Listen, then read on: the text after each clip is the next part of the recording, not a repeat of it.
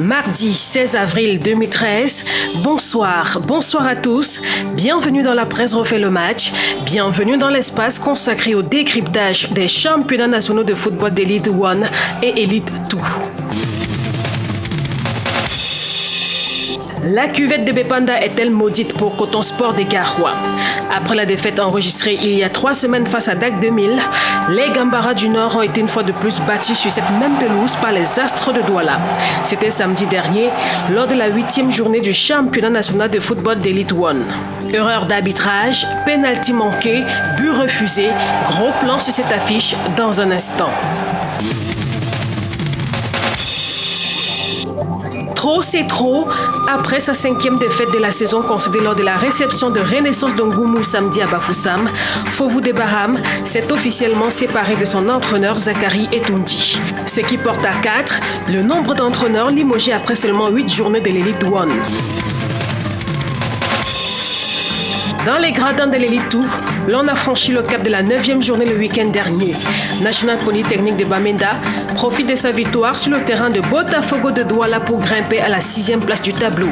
À ne pas manquer, tous les résultats et toutes les statistiques de la 8e journée de l'Elite 1 et la 9e journée de l'Elite 2. Mesdames, messieurs, la presse refait le match. C'est tout pour le sommaire.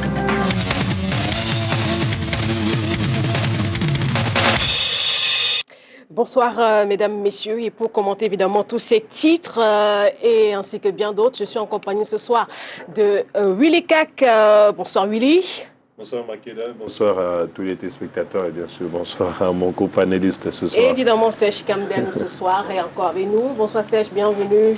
Bonsoir Lydie. On commence donc cette émission spécialisée sur le championnat camerounais par la 8e journée de l'Elite 1. Une journée qui a démarré samedi dernier, vous le savez, en raison des sénatoriales qui étaient prévues dimanche au Cameroun. Et cette 8e journée s'est achevée hier lundi du côté de Yaoundé par le match en retard qui a opposé la formation de Canon de Yaoundé à celle de l'Unisport de Bafoussam. Voici le résumé de cette rencontre.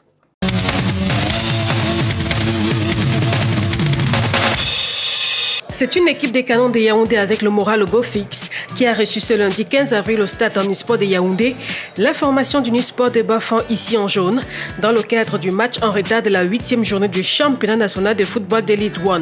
Dans cette première période, les Mekok Megonda manquent de précision et d'agressivité, comme sur cette action où l'arbitre Lebna David ne se laisse pas piéger. Les supporters des Canons s'énervent, mais le club de la capitale continue de se mettre en exergue sur le terrain, comme sur ce coup franc tiré par le capitaine Pierre Omélène, qui bute sur le mur défensif des visiteurs. Après cette tentative manquée par Unisport, Canon riposte à la 36e minute de jeu. La frappe puissante de Njom Jean-Charles est tout d'abord repoussée par le portier lyonnais Ndjomonjana avant d'être renvoyé au fond des filets par Constantin Pigla. Quelques secondes plus tard, Samuel Baha est accroché dans la surface de réparation par un défenseur de Canon, mais l'arbitre n'accorde pas un penalty. 1-0 en faveur de Canon de Yaoundé, c'est le score à la pause.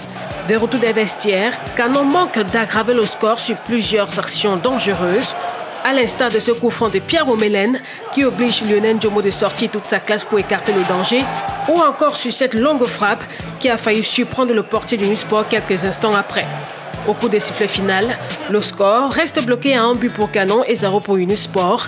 De quoi ravier l'unique buteur de la partie, Constantin Pigla. Je dédicace ce but à tous les supporters de Canon Yaoundé qui croient en nous et qui sont derrière nous.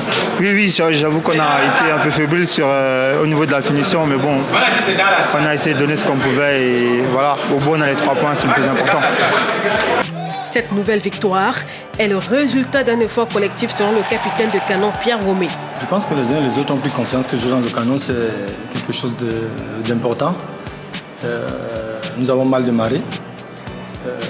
En ce moment, tout le monde est dans le même bateau. On essaie de travailler au jour pour pouvoir... Le plus important pour nous, c'est d'essayer de grappiller les points qu'on a perdus. Nous savons que ça serait dur jusqu'à la fin, mais nous avons pris le bon train et on va essayer de s'accrocher. Un avis partagé par Jean-Baptiste Bissek, l'entraîneur des Mekok Megonda. Avant le match de Coton, on s'est mis au travail, on a continué à travailler malgré les difficultés qu'on a rencontrées. Et je pense qu'aujourd'hui, nous commençons depuis le match de Coton à retrouver nos marques, à retrouver notre cohésion. Et puis à partir de là, il faut tout simplement que nous travaillions encore un peu plus sur notre mental qui nous faisait quand même défaut. Il faut le savoir.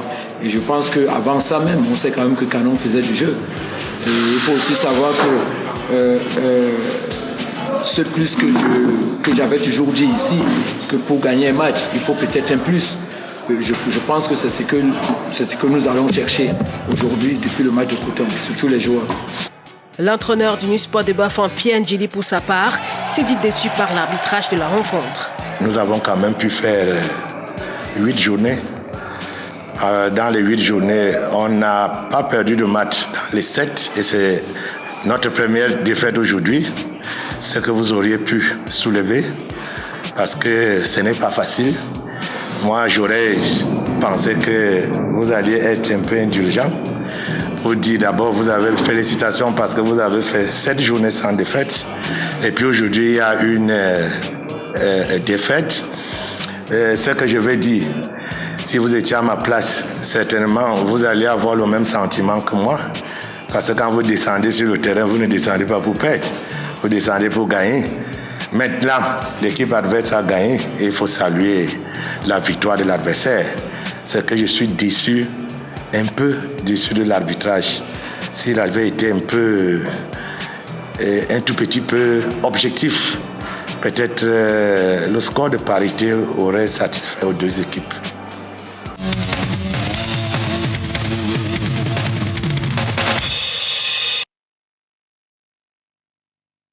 Un score de parité, en tout cas, c'est ce que espérait Pierre Ndjili, qui s'est dit donc très déçu par l'arbitrage de cette rencontre.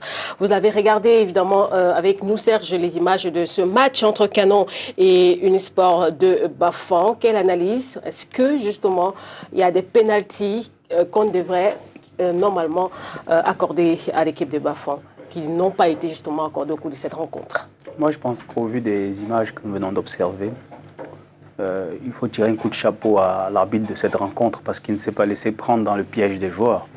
Vous savez, lorsqu'une équipe voyage et va sur le terrain adverse et qu'elle se trouve menée, comme c'était le cas de Unisport de Bafang, les joueurs utilisent tous les moyens en leur possession pour essayer de ravir la vedette, c'est-à-dire au moins égaliser le but et si possible remporter la rencontre. Et là, dans ce match, les actions que nous avons observées, nous avons vu des joueurs de Unisport chaque fois tomber sur le coup de la simulation. Simuler veut dire quoi? C'est-à-dire vous feignez d'avoir été victime d'une faute, alors personne ne l'a... Voilà, il n'y a rien eu. Et l'arbitre là-dedans, je crois, l'arbitre Lemna David, si je me souviens bien d'après les images, a appliqué en tout respect des dispositions de l'article de la loi 12 qui parle des fautes et incorrections, ce que stipule la loi dans ces cas-là. Donc là, le joueur fautif est victime et coupable déjà d'un carton jaune et ensuite il y a un coup franc indirect contre lui. Donc c'est ce qu'il a appliqué dans les cas de simulation qu'on a observé. Je pense le coach Ndjili, que je respecte bien, dit que c'est la première défaite, mais je pense qu'il faut la prendre encore plus sportivement. On va louer les 7 matchs qu'ils ont joués par le passé sans avoir de défaite, mais je pense qu'aujourd'hui le Canon était plus fort qu'eux. Il est légitime qu'ils acceptent sportivement leur défaite. Alors justement, Willy Kak, c'est la deuxième victoire de Canon de Yaoundé en l'espace de quelques jours. On se souvient que les Mekok Megonda étaient allés battre le Coton Sport 1-0 et hier, Canon s'impose face à Unisport 1-0. Est-ce que, voilà, on peut dire que, voilà, c'est ça y est, le Canon tonne enfin dans le ciel de l'Elite One? Ben écoutez, si j'étais supporter de Canon, le chauvinisme oblige, j'aurais dit que Canon est sur une bonne lancée. Ben, je pense qu'il ne faut pas aller trop vite en besoin. Il y a encore un certain nombre de choses qu'il faut régler dans cette équipe pour ne pas penser qu'après 2 victoires, c'est déjà ça. Moi, je pense simplement qu'ils sont tombés face à une équipe de l'Unisport du Oncam qui a pris la rencontre un peu très facilement. Parce que quand j'entends l'entraîneur Pierre Ndjili pointer du doigt l'arbitre Lemna David, je pense que l'EMNA a été même très lucide dans cette rencontre parce qu'à mon humble avis, rien qu'à voir ce qui s'est passé, l'Unisport devait terminer la rencontre pratiquement en infériorité numérique parce qu'il y a eu beaucoup de simulations. Et pour moi, je pense, je ne suis peut-être pas un super footballeur, mais je pense que pour moi, la simulation, c'est la chose la plus facile dans le football. Et c'est des choses qu'on apprend parfois à certains joueurs, mais en même temps, il faudrait apprendre aux joueurs à résister parfois et aller jusqu'au bout de leurs actions parce que ça devient très facile. Quand on arrive dans la surface, on perd le ballon et on se jette par terre. On va peut-être voir dans les actions qui viendront dans les matchs à venir. Je pense qu'il faut désormais, pour nos entraîneurs, on parle d'un football professionnel. C'est vrai que la triche, quelque part aussi, ça fait partie du professionnalisme, mais il faudrait qu'on essaye quand même d'alléger la tâche aux arbitres et qu'on arrête de jeter l'anathème sur ces hommes qui demandent vraiment qu'un peu de respect. Moi, personnellement, je pense que l'entraîneur Pierre Ndjili, tout ce qu'il a fait là, c'est une fuite en avant. Et que Canon méritait tout à fait le Canon peut-être parce qu'il faut quand même signaler que depuis la 5e journée, Unisport n'a pas gagné. Justement, ce que je voulais dire, justement, vous m'avez enlevé l'expression dans la bouche, parce que quand il parle de 7 matchs sans défaite, bon, mais écoutez, il y a deux matchs nuls. Donc, ça veut dire qu'on est parti de 5 victoires, 2 matchs nuls, donc on est en train de régresser. Une défaite. Une défaite. Et qu'est-ce qui ne prouve pas qu'au prochain match, il y aura aussi une défaite? Il faut se remettre en cause. Puisqu'on est à 5 journées de la fin de la phase aller. Il faut se remettre en cause. Parce que chez nous, on est les Bantous. J'aime souvent le dire. Quand vous pointez un doigt en direction d'une personne, il y a 4 autres doigts qui sont pointés dans votre direction. Donc avant de dire tel a fait ceci, demandez-vous d'abord, nous on a fait quoi?